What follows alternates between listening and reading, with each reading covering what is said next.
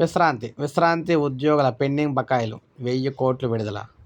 So ఇప్పుడే మనం చూసుకున్నట్లయితే విశ్రాంతి ఉద్యోగులకు సంబంధించి ఆంధ్రప్రదేశ్ ప్రభుత్వం, క్షమించాలి, తెలంగాణ ప్రభుత్వం విశ్రాంత ఉద్యోగుల పెండింగ్ బకాయిల కోసం 1000 కోట్లు విడుదల చేసింది. గత ఏడాది అక్టోబర్ వరకు కూడా పెండింగ్లో ఉన్న రిటైర్ ఉద్యోగుల జీపీఎఫ్ బకాయిలను క్లియర్ చేసింది. రిటైర్డ్ ఉద్యోగుల బకాయిల చెల్లింపుల్లో జాప్యంపై ఇటీవల హైకోర్టు ఆగ్రహం వ్యక్తం చేసిన విషయం అందరికీ తెలిసిందే.